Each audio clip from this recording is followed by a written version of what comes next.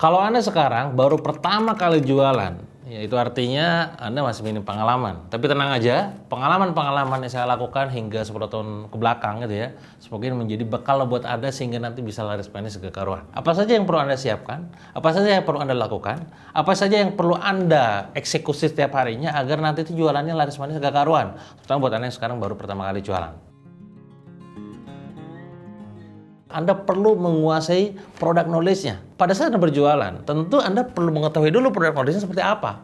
Apa itu produk knowledge? Produk knowledge adalah tentang wawasan tentang produk yang dijual. Bagaimana fiturnya, bagaimana benefitnya, bagaimana experience-nya. Bahkan Anda pun perlu tahu apa yang menjadi kelebihan dan kekurangannya. Dan lebih ekstrim lagi adalah Anda perlu tahu juga apa diferensiasinya dibandingkan produk orang lain yang sejenis. Ini menjadi poin penting pada saat Anda berjualan. Jadi sekali lagi, pahami produk knowledge-nya seperti apa. Jangan sampai pada saat ditanya sama calon customer ataupun calon pembeli, ditanya gitu ya, Kang ini mengandung apa? Kang ini bedanya sama ini apa? Jawabannya adalah A, I, U, E, O, dan gak jelas. Ingat, orang akan membeli kamu dulu sebelum membeli produknya. Apa itu poinnya, Kang? Kepercayaan diri Anda akan sangat menentukan persentase closingnya nanti. Dan kepercayaan diri Anda itu akan sangat ditentukan juga oleh produk knowledge yang Anda kuasai. So, sekali lagi nomor satu poinnya adalah kuasai produk knowledge yang Anda jual. Apapun produk yang Anda jual. Mau jualan skincare kosmetik, pelajari itu detail-detailnya. Mau jualan minuman kesehatan, pelajari detailnya. Mau Anda jualan fashion, gitu, jualan baju, jualan apapun, wajib hukumnya mempelajari produk knowledge. Jangan sampai Anda IUEO pada saat ditanya orang lain. Yang perlu Anda kuasai sebelum Anda berjualan adalah Anda mengenal market idealnya. Ini tentang segmentasi yang Anda bidik. Kira-kira usianya berapa? Kira-kira pengambil keputusannya itu siapa? Kadang ada kalanya pengambil keputusan bukanlah yang menikmati. Contoh bimbingan belajar. Saat orang join di bimbingan belajar, maka yang membeli itu, yang join itu sebenarnya adalah orang tuanya. Cuman yang menikmati layanannya adalah anaknya. Bisa dipahami?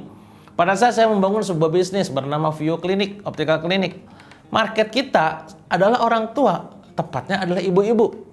Tapi usernya adalah anaknya. Karena positioning kita adalah klinik mata minus anak.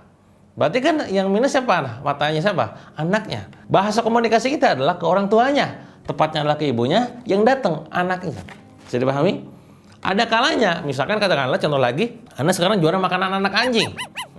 Makanan anak hewan, binatang gitu ya. Market Anda siapa? Bukan anjing.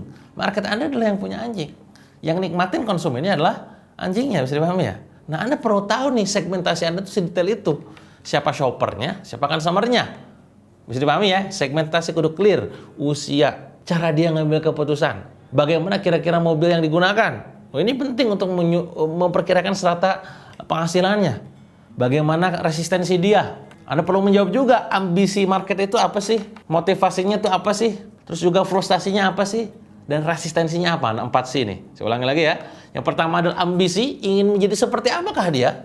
Itu yang harus Anda tahu. Kedua, motivasi. Di balik motivasi itu, di balik ambisi itu emang ada apa sih? Frustasinya apa? Dia gak mau kayak gimana sih? Dan resistensinya apa? Resistensi penolakannya karena apa sih? Contoh, Anda jualan skincare misalkan. Ambisinya adalah pengen cantik misalkan. Motivasinya kenapa dia pengen cantik? Karena pengen makin dicintai sama pasangannya, sama suaminya. Gak mau sampai diambil pelakor, katakanlah gitu ya.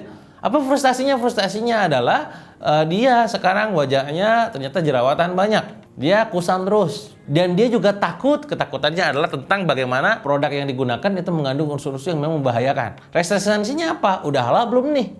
Udah BPOM belum nih? Nah, itu yang harus Anda kuasai dari segi market idealnya. Sekali lagi, segmentasinya, targetingnya. Dan mulai dari interestnya juga, behaviornya, demografiknya, dan lain-lainnya. Itu nomor 2. Jadi, kenali market idealnya.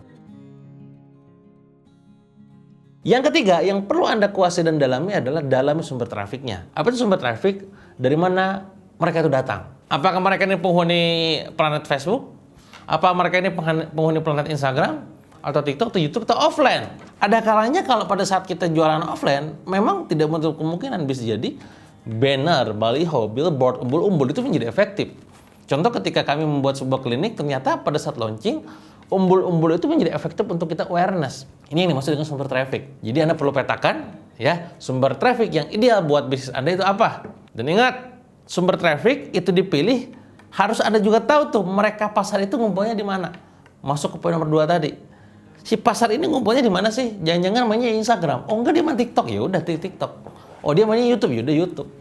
Jadi pemilihan sumber traffic akan sangat ditentukan di mana pasar ngumpul, dan di mana pasar ngumpul akan sangat ditentukan oleh pemahaman Anda terhadap siapa mereka. Nyambung kawan-kawan. Di poin nomor 1 tadi saya sampaikan kuasai product knowledge-nya. Kedua saya sampaikan kenali market idealnya. Yang ketiga adalah dalami sumber trafficnya. Pelajari teknik closing-nya. Percuma kita sekarang katakanlah jago dalam bikin konten. Percuma kita sekarang jago dalam membuat sebuah copywriting. Tapi ternyata dalam masalah closing, wow. Apa yang terjadi akhirnya? Ya nggak ada penjualan. Ya, no closing, no sales, gitu kan? No closing, no sales. Nggak ada closing, nggak ada penjualan.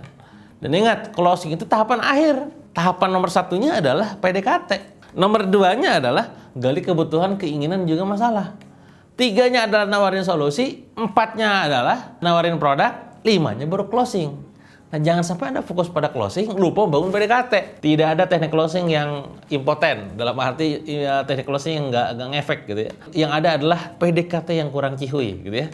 Maka sebelum memperbaiki teknik closingnya, perbaiki PDKT Anda dengan mereka. Perbaiki cara Anda menggali kebutuhannya, masalahnya, dan keinginannya. Perbaiki cara Anda memberikan sebuah solusinya, dan pastinya menawarkan produknya, dan ujung-ujungnya baru teknik closingnya. Nah, 4 poin itu menjadi poin penting Anda kalau misalkan Anda sekarang baru banget jualan dan pengen laku. Masih ada Kang? Masih ada. Ada 3 poin lagi. Nah, 3 poin ini nanti akan saya sampaikan di video yang lain. Semoga ini menjadi bekal buat Anda semua untuk bisa laris manis gak karuan di saat pertama kali Anda berjualan. Bisa dipahami? Silakan nanti kalau ada yang mau ditanyakan, silakan komen aja di kolom komen. Semoga nanti pada saat senggang saya akan coba bahas di video yang lain juga ya. Itu aja mungkin dari saya. Terima kasih. Sampai jumpa di video berikutnya. Jangan lupa like, comment, dan subscribe.